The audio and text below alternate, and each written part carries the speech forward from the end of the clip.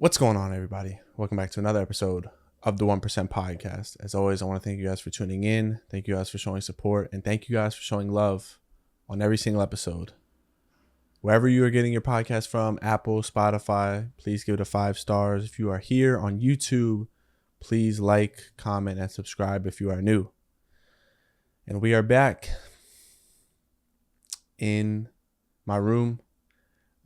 For anybody that might be new, we've done a couple of solo episodes, and it has been in this room, and it's always nice to just come back here and kind of reflect.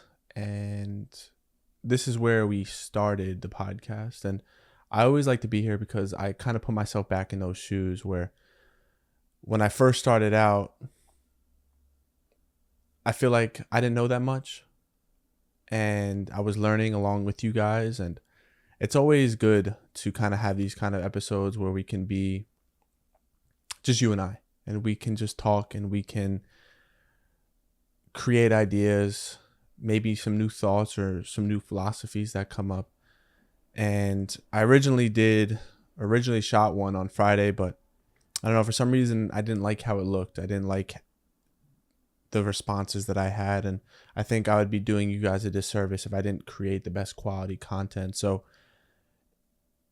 I took the weekend to really sit back and reflect on some of your questions that you guys have sent to me, and I put that up maybe 2 weeks ago, and then I re-put it up, the same Q&A, if there's any questions you guys had that you guys wanted me to answer, and I got a flood of questions. So I'm very happy and very fortunate. Thank you guys for being here.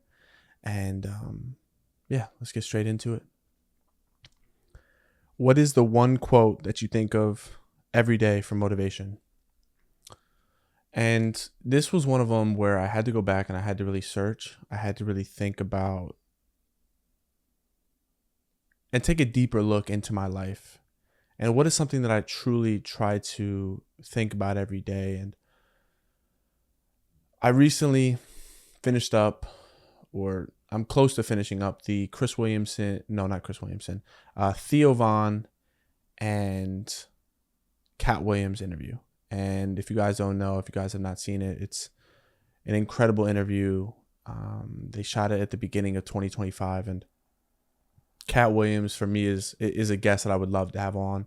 I think he's probably one of my dream guests just because of the thoughts and philosophies that he has, and his wisdom of life is just, to me, is second to none. And I don't think people give him enough credit for that. Yeah, he's an incredible comedian, and to some he's one of the GOATs, but I think just the life wisdom that he has and how much he really is guided on this journey of life. And there's one thing that he said in the interview, and it was, if you can list all the fucked up things that happened into your life and you can put that on the list, and whatever you went through, you somehow made it past all of that, and you are now in a position to continue to keep moving forward and move past that, that is what you have in common with every hero of every story, of every autobiography, is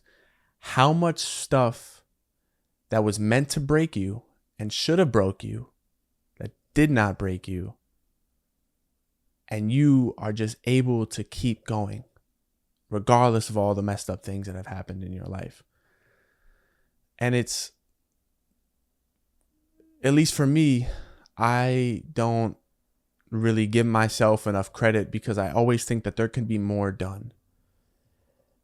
And then when I look back on my life, the things that I've overcame and still are overcoming to this day, I overcame a drinking problem back, in my earlier 20s, and I was dealing with depression, and I was dealing with a lot. I was dealing with a family split up. I was, starting to live on my own and trying to figure out my life and navigate through my life. And still to this day, not being in the best position possible, but still being grateful and still being able to continue to keep moving forward despite of all those things that have happened and some current things that I'm currently struggling with. I think is just a testament to your character, to your story, right? Is how many things have already happened that were supposed to break you, that were supposed to push you down and keep you down, regardless of what you went through, loss of a loved one, maybe financial situation and not being supported in that way, or going through the obstacles of life and the adversities of life, and how much life has tried to keep you down. And regardless of all that, you are continuing to keep moving forward. And we always think about the heroes. We always think about the superheroes, the Supermans, the Batmans. But that is what we have in common with every single hero, of every great person, of every successful person, is all of these things should have kept me down. And the heroes of stories, all the adversities that they had to go through, and they still stood tall and they still come out on top. Because regardless of the things that you're going through in life, you understand that there's another side to what you're going through. You understand that it can't be like this forever, that the rain and the storms can't last forever. And you understand that, you know what? This moment is currently temporary. And regardless of what is currently happening, I have already went through some pretty bad shit in my life. And I've already overcame the pretty bad shit. So regardless of what life is throwing at me, I know that I can make it through. And for me, that's just what I think about a lot, is how much adversity I've already overcame and how much things I've already overcame. And if I can go through those things, regardless of what life throws at me, I can still come out on top. And it's just understanding that. And I don't think we truly understand that. I don't think we truly think about that enough, is how much have we already overcame and how much left will life continue to throw at us. But, you know, we still have this hard shell of resiliency because of all the messed up things that we've already went through. You know, if you went through depression, if you've overcome heartbreak, if you've lost a loved one and still are pushing through and still finding the light of every day, nobody can take that away from you. And still having a smile on your face, and regardless of all the negative things that have happened to you, you are still giving life a run for its money, and you are still pushing forward. Man, that's admirable. And you are able and willing and are healthy enough to push through and still continue to keep going. Man. And I think that's just, you know, one of the new things that in my life I'm trying to implement. And I think that's what gives me motivation, is all the things that I've already went through in this life that I probably shouldn't have made it through. And I did. And I'm still here. I'm still thriving. I'm still going. And even on my worst days, and even throughout the storms that I may continue to still face, I know that there's light at the end of the tunnel. And nobody could take that away from me. Nobody could take the things that I've already went through away from me. And yeah, I mean, I hope that answers your question. And I hope, you know, anybody who's listening to that, and, you know, go watch that interview, because it was an incredible interview. But that's just my point, is regardless of what has already happened and all those things that you made it through, doesn't matter what life throws at you next, because you can still make some stuff happen. Next question is, how do I overcome fear? And, you know, when I was thinking about this question, I was thinking about my buddy Blake, my mentor Blake. Shout out to Blake if he's watching this, Blake Gus. He's been on the podcast various times. He told me one time, fear is just false evidence appearing real. Now we are afraid, or we are scared to make that first step to chase after success, because we are anxious about something, because we have this false evidence that he alluded to, the perceptions of other people that we're worried about. We are given this narrative from other people that you can't do this, that you're not qualified, that you can't make this happen, that you can't be successful. And we subconsciously believe that. We believe that we are not qualified to do something because of either outside opinions or the opinions that we have of ourselves, or the perception that we have of ourselves. And how do we overcome that fear? We overcome the fear by taking the first step. I wasn't qualified to create this podcast had I not just taken the first step. I've never done a podcast 3 years ago and long form content 3 years ago, but I just took that first step. And when we take that first step and we kind of feel out the water and we realize it's not as cold, we're able to now jump in. So fear and overcoming that fear is just taking the first step. You want to start that business? Start creating the ideas and start creating the website, or start creating the overarching thing of the business, the overarching theme of the business, or the service that you want to provide for others. You want to start creating content? Well, just set your phone up and start talking into the camera, or create. If you're a fitness content creator, start filming yourself in the gym. Start small. I think sometimes when we're trying to overcome this fear, or we're trying to start something, we think that we need to have these grandiose, big steps and big leaps in towards achieving that thing. But what about the little steps that we can do each day? What about setting the camera up? What about maybe filming myself for 10 minutes about something that I'm passionate about? What about if I just set my phone up and film myself working out? What if I'm trying to create a book? Why don't I just start writing down ideas or thoughts that I have that come up each day? Overcoming fear is giving yourself the evidence. You give yourself the evidence that you can show up each day and you can rely on yourself each day. And when we build that rapport with ourselves to overcome these little things or these little milestones that we're trying to reach, or these little obstacles that we give ourselves each day, we now in return have a rapport with ourselves that we can show up.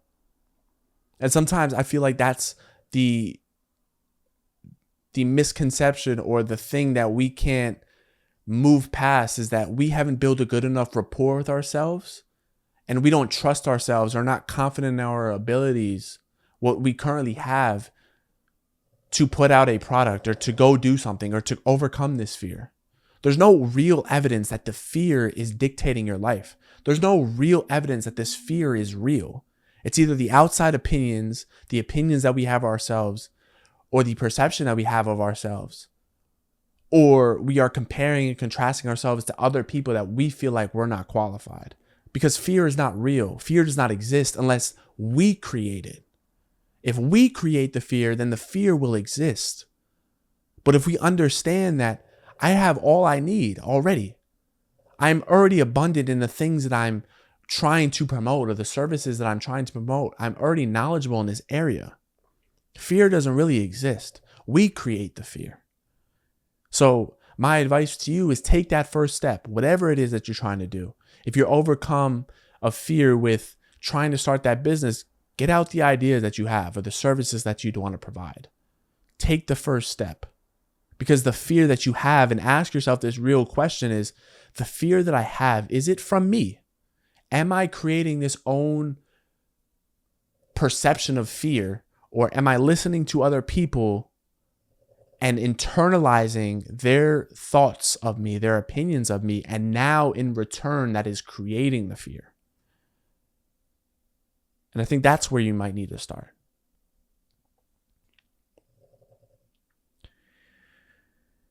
In general, how do you feel? Or how do you want to feel?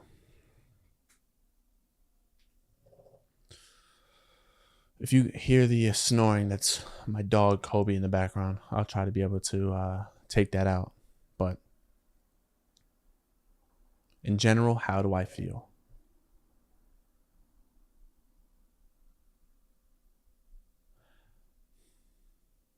I think how I feel most days is, and I don't really display this to the world, or I don't really tell the world this, but most days how I feel is pretty lonely and pretty alone.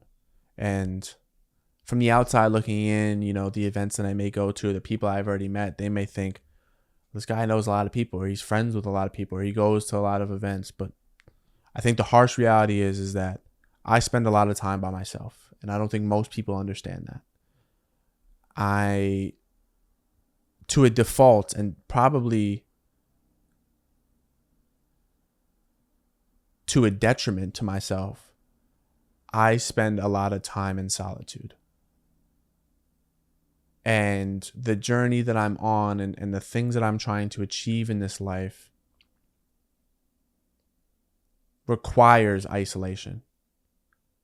It requires me to be by myself and generate ideas and continue to push the needle forward. And I have had to distance myself from people. Because I understand that if I want this thing to be as big as it's going to be, I have to work on the podcast every day, if not every day. I have to be by myself and journal and think and meditate and come up with new ideas on the ways that I can make this podcast successful, or my personal brand successful, which in return will make the podcast successful. And it's I think one of the biggest misconceptions about building a business, building a podcast, building your personal brand, or trying to be successful in general is that the journey can get really lonely. The journey can get really lonely because most people won't understand what you're trying to create. And you are trying to convince people sometimes, maybe in the beginning, to understand what you're trying to create. And as you go on throughout your journey, you realize that most people will never understand. They will never understand the magnitude and the depths that you're trying to go to be successful. They will never understand that, you know what, I can't go out right now. I can't hang out with you right now because I have to go build my business. I have to go put in extra time and extra hours into my business. You know what? I can't go out tonight, fellas, because I have a podcast tomorrow that I really have to prep for, and I'm still not done prepping. Even though I've done a lot of work already, I need to stay in tonight. Or a Friday or Saturday night, you're just staying in, just pushing that needle forward, journaling, and reading a book, getting a good night's sleep. It can be lonesome. It can be lonesome. And I think if you're starting out on this journey of whatever you're trying to build, you have to understand that. Is that most people will never understand what you're trying to build. Most people will never understand it. And as much as you try to tell them and convince them, they will get to a point where you'll just stop. And you won't associate yourself with those people.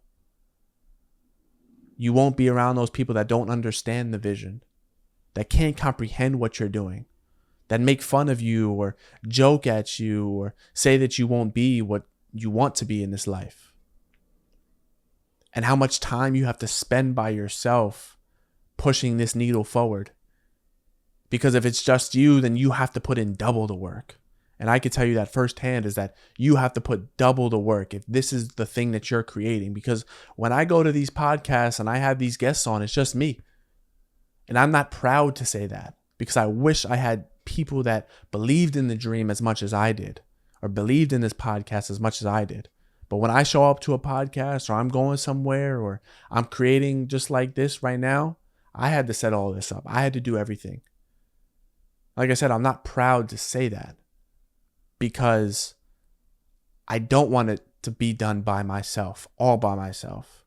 You can only go so far by yourself. You can go far, just as far by yourself, but with others, you can go 10 times as far.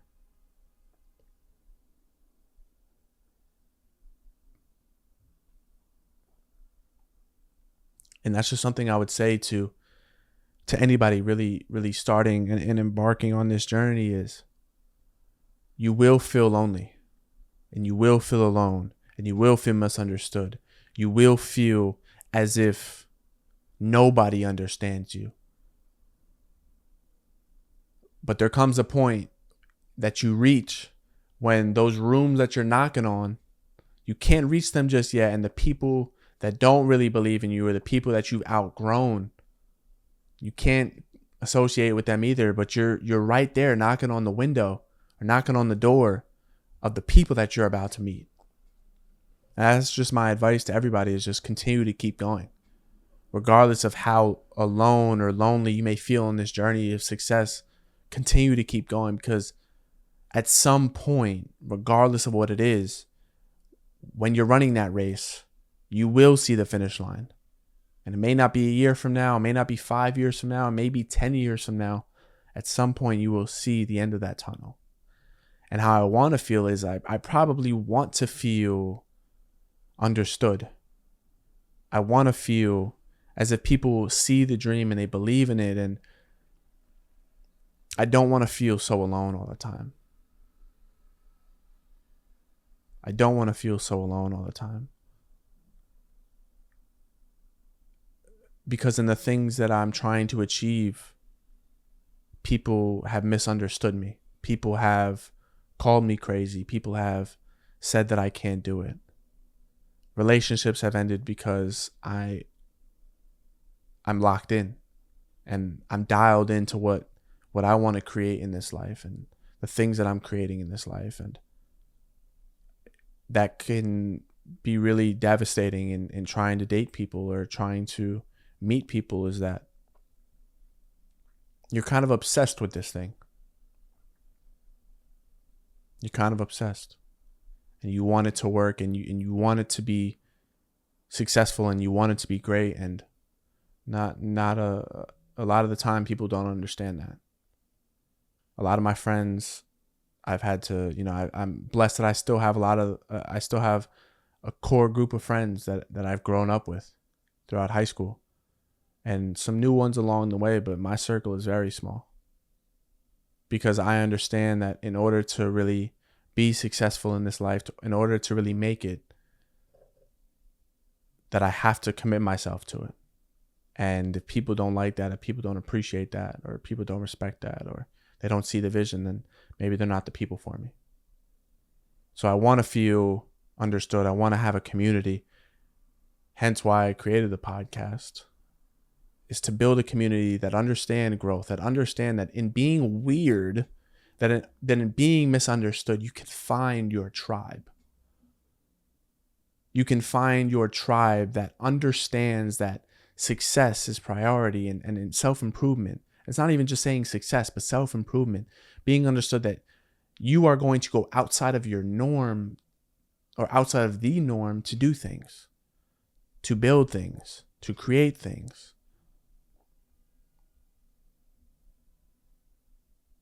And that's how I want to feel, is I want to feel less alone.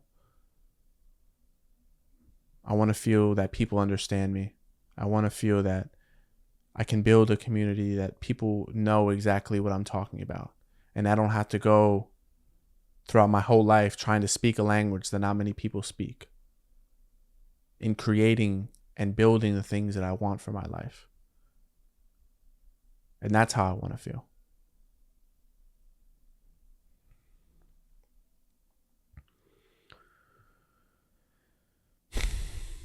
Have you recently experienced creative roadblocks, and how did you reframe and move forward? I think I experience creative roadblocks all the time. I think it's inevitable in this journey that you will face roadblocks, that you will face burnout, that you will face adversity, that you will face these walls and these blockages. And I think I might have said it on the podcast that I was a guest on, Mo's podcast, if your mental health matters. And I said, I faced creative burnout not too long ago. And that was probably the first time that I've ever really faced that, is creative burnout. But I didn't really see it as burnout, because I just thought I was going to work. I thought I was just doing something that I love, and maybe, everything else that I was doing at the time, an internship that I was a part of, school, another job that I'm still doing, trying to keep up with this, I think it can catch up to you at times. So yeah, I've definitely faced creative roadblocks, but how I overcame it was understanding that this point is just temporary. This moment that I'm facing, this burnout that I'm facing, this feeling that I'm facing is just temporary. And it's not going to last forever. And that's not just advice creatively, that's just life advice. This period of my life of the monotony and nuisance of what I'm doing each day is taking a toll on me, that it's inevitable. But I understand that this feeling of burnout, that this feeling of this roadblock or adversity is just temporary. It won't be like this forever. Because if I'm taking care of myself spiritually, mentally, physically, emotionally, if I'm taking care of myself, at some point, the roadblock will clear. But if I just give up all entirely of this mission of what I'm trying to do, then I may never get back on the horse to continue to keep moving forward. Because if I get off the horse and I fall off and I don't create and I don't do all of these things, then it might be hard for me to pick it back up. And I might regret that later on. So I told myself, and life advice, for anything, and as cliche as it is, this too shall pass. The thing that I'm facing, the thing that I'm currently going through, whatever it may be, will not last forever. And at some point, the storm will settle. The storm will go away. The storm will dissipate. And I will come out on the other side. So regardless of the roadblocks, or regardless of the adversities or the challenges or the obstacles of life, I have to keep moving forward. And yes, I could probably scale back on the things that I'm doing, which I did, but I cannot stop moving in the direction that I want. I can't not stop pushing that needle forward. So that's how I reframed it, is that understanding that this moment that I'm feeling a burnout, and just take a step back a little bit to a point where it's a healthy enough step back and not giving it up entirely, will be healthy for me. And I think it was healthy for me, and I think it is healthy for me, but that's just me. So in me saying this, find out what works best for you. If you're the person that, I'll just put it down for a little bit, but I'm going to circle this date because at this point, I need to get back to my creative endeavors. And that's the deadline. Then create that, or understand yourself. If you are able to continue to keep moving forward and keep pushing past it and keep pushing past that roadblock, then I would advise that. But really find out what works best for you, because what might work for me might not work for you. But that's how I reframed it. Blake Gus. Blake says, what helps you to keep going?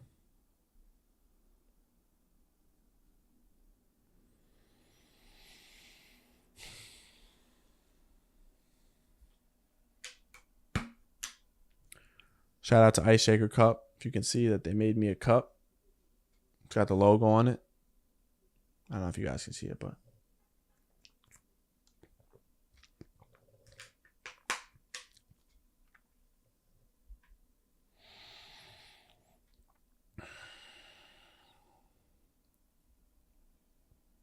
what helps you to keep going?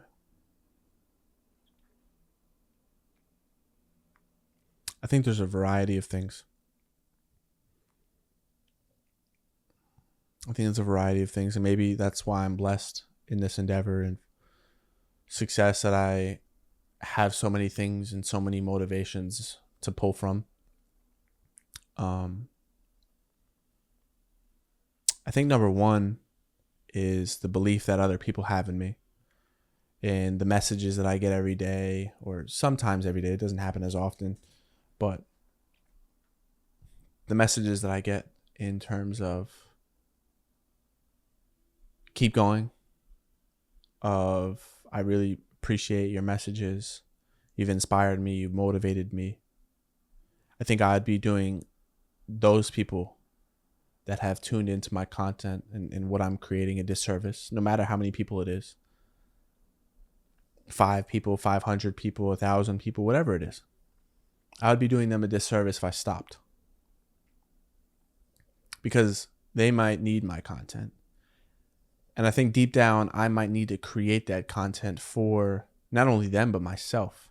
I think it's a way of expressing yourself, of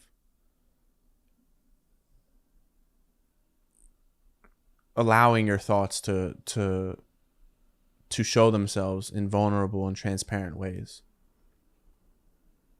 So I think I'd be doing those people that believe in me a disservice.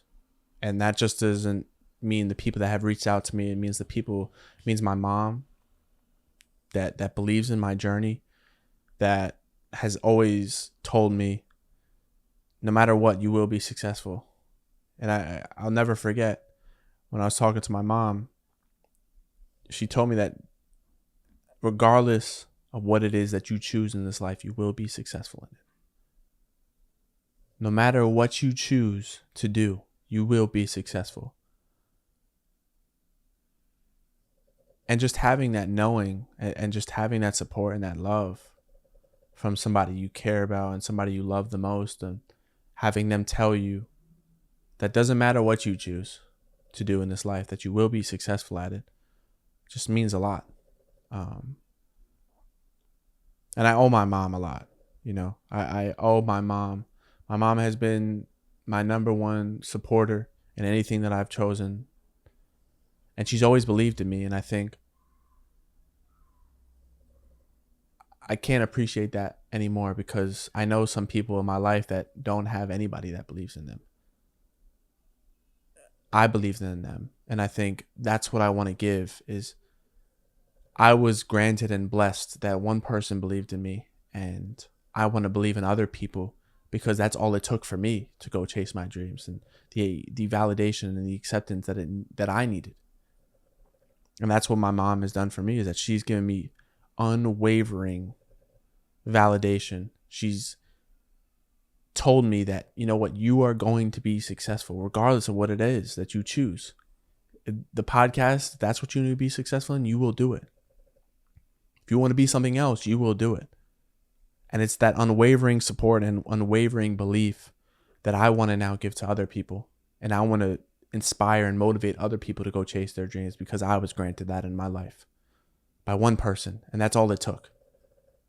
That's all it took for me, was one person to believe in me and tell me, you got this.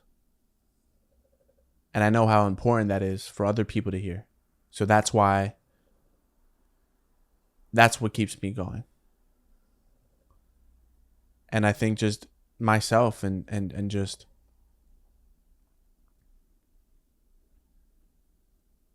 knowing that the younger version of myself needed a lot of the things that he needed to hear, or some of the things that I say, and some of the things that I tell, or some of the ideas that I have, or some of the thoughts that I have,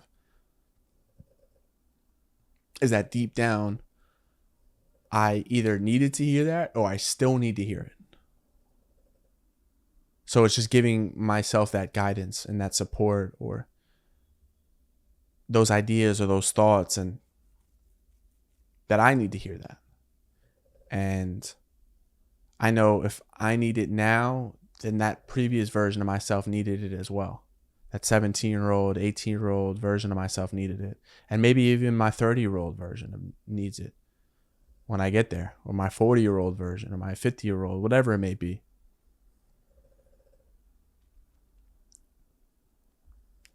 So that's also what keeps me going. And I think, I don't want to say the fear of regret, but I understand that this life is so finite and this life is so limited that why would I not go out and change other people's lives? Why would I not go out and try to create the things that I want to create with my life? Because there's going to be one day where I'm going to be in a hospital bed and I'm going to look up at the ceiling, or at my loved ones, or at my family, and sit there and say, was I happy with the things that I created? Did I do enough? Was I able to live without regret? Because I believe regret is inevitable. There will be things in life that you regret, but how much of that list is limited? How much of that list is minimal? How many things do I have on that list that I didn't do as opposed to I did do? And regret doesn't scare me because there will be things, and I've understood that, and I've detached from that there will be things that I regret. And I mean, there are some things that I regret in my life, and that I'll probably take with me to my deathbed. But how much of that list can I really check off? How much can I not have on that list? And I only have this one life. You know, there's an incredible saying that I've heard from Higher Up Wellness. And he said, we have a laundry list of problems until we have one problem, and that's a health problem. And then that is the only problem that matters. So how much stuff can I do in this life that I'm capable of doing, that I have the ability to do? And how much can I go out there and execute on the things that I want to do with my life? Because if I don't do it, then I'll regret it at some point. At some point, if I don't do the things that I want to do, that I know I probably should be doing, I will regret it. Because I owe it to that version of myself. I owe it to myself, and I owe it to the people that believe in me, that I need to go out there and execute, and I need to go out there and create the things that I wanted to create. And even if it doesn't reach the height or the success that I wanted to get to, at least I can say I tried. And that is how you can minimize regret. And that is how you can beat regret. Is going out there every day and saying, you know what, at the end of my day, did I accomplish the things that I wanted to do? Was I able to accomplish most of that list today? And am I proud of myself today? And that's something that I'm trying to work with it within my life, is becoming more proud of myself. Because I'm not always the proudest of myself. I think I can always do more. I think I can push this needle further. But at the end of the day, am I satisfied with what I did in the 24 hours that I was given? Because I'm not guaranteed any 24 hours after this. So with anything that I did today, am I satisfied with that? Did I create the life that I wanted to live today, which will create a better version of myself and a better situation for myself tomorrow? And if you could look at yourself every day and check that list and check those boxes of everything that you did today that will create a better tomorrow, then you're on the right path and you're doing something right. And that's how you will not live with regret. So to me, that's just, some of the things that inspire me and some of the things to help me keep going. Next question is daily, weekly, monthly, quarterly, yearly, 5-year, 10-year goals. Which do you find the hardest to plan for?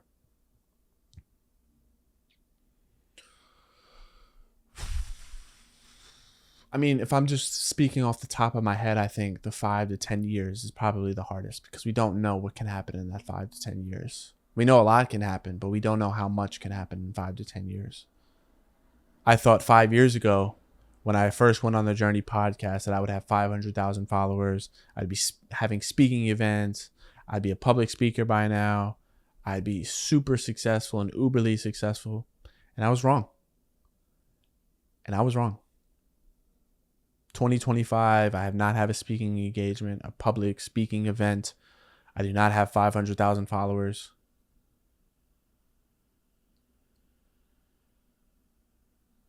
And I didn't accomplish the things that I set out for. Not even close. So I think the 5 to 10 year mark is the hardest thing to plan for, but it's also something that can set you up for success, if that makes sense. Because you have a goal, you have in mind what you want to be by the time you're 30, 35, 40. For me, example, 35, 5 years from now. There's certain things that I can want to achieve by 30, and that could inspire and motivate me to get there.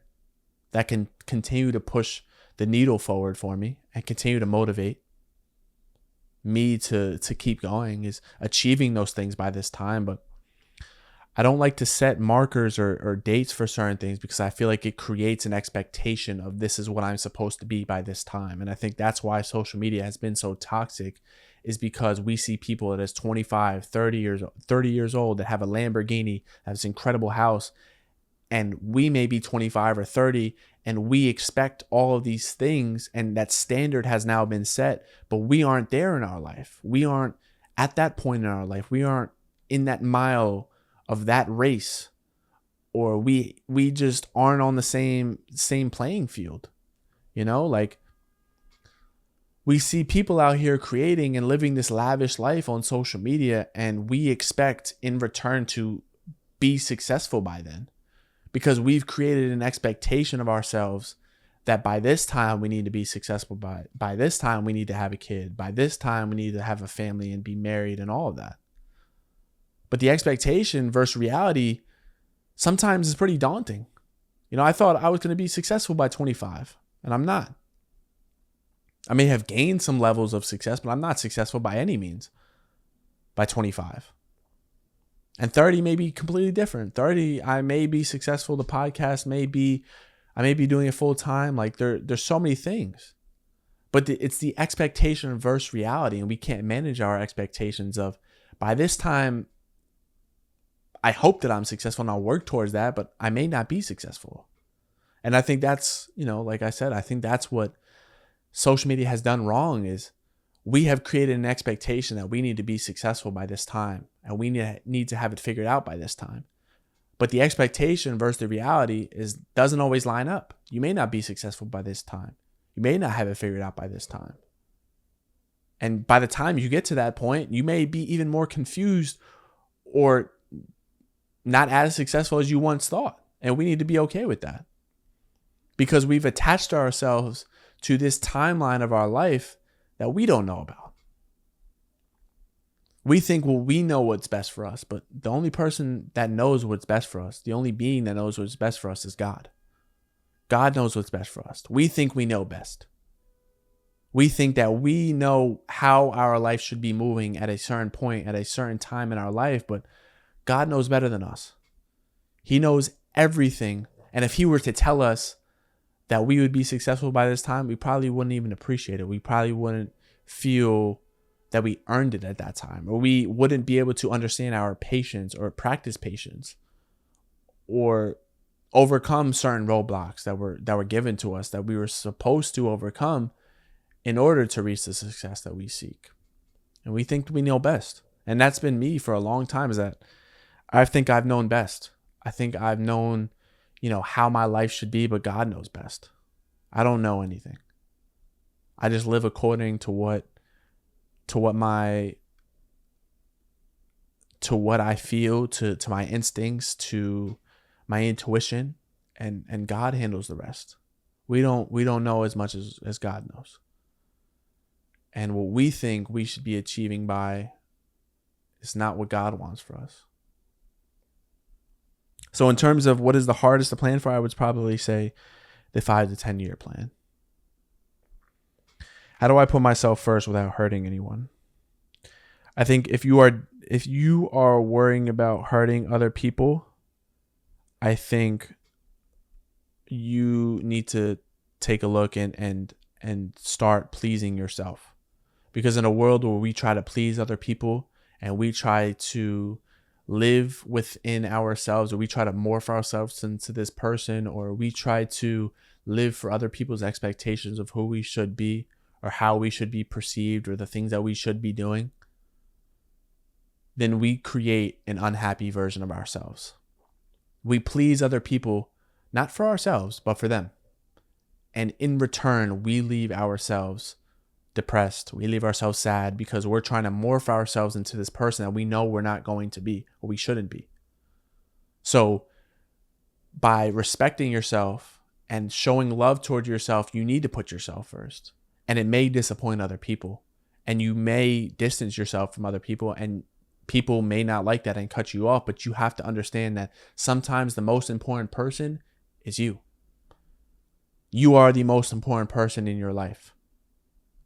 And you are the only person that goes with you 6 feet deep when it's all said and done. So if you're worried about pleasing other people, or you're worrying about hurting other people and the decisions that you make within yourself, then maybe it's the right decision.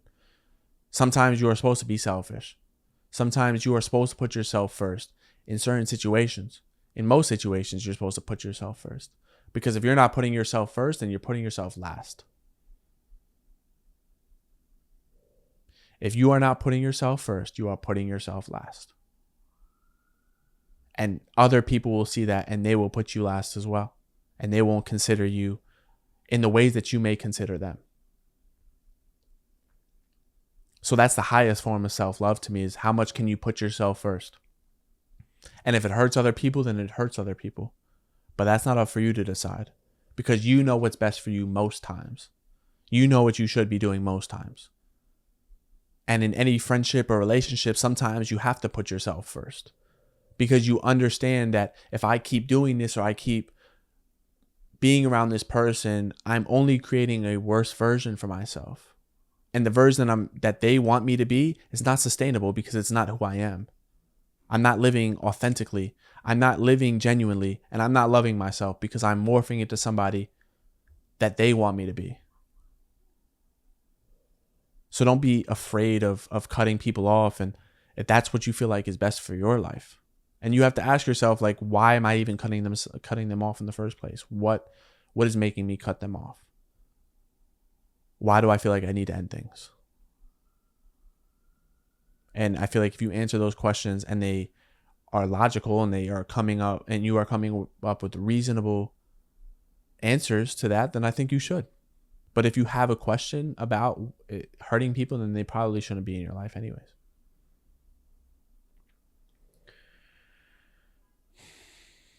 Can you succeed in a relationship even though both sides are completely opposites? Can a relationship succeed even though both people are complete opposites? I think opposites attract. I think you have to ask yourself, what are we opposites on? I think the most important thing are the values that you and this person have. Are they somewhat synonymous? Are they somewhat similar? Are they mostly similar? Because I believe if the values aren't similar, then I think you're setting yourself up for not the best relationship. I don't know if the relationship will last, because I think values are the most important thing that you and a partner should agree on. This is important to me because this is a standard that I have for myself, because it's important to me that I go work out, and it's important to me that the person I'm with works out as well, or continues or keeps a healthy lifestyle. It's important to me that you are constantly motivated. I don't know what it is. Whatever your values are, that should be the thing that you have agreements on. But if you're just completely different personalities, then I mean, that can still work as well.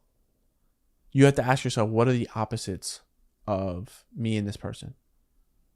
And are these opposites, are we able to kind of come to an agreement or kind of compromise in some ways, shape, or form?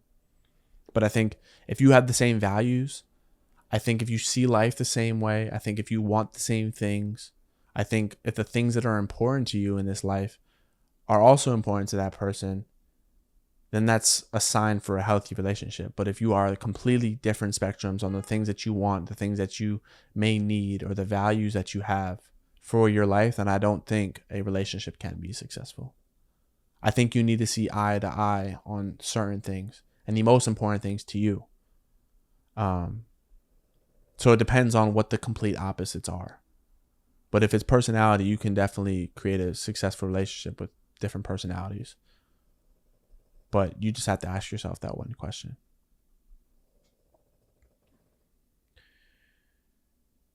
And that is the end. We were about 50 minutes. I don't want to create anything further.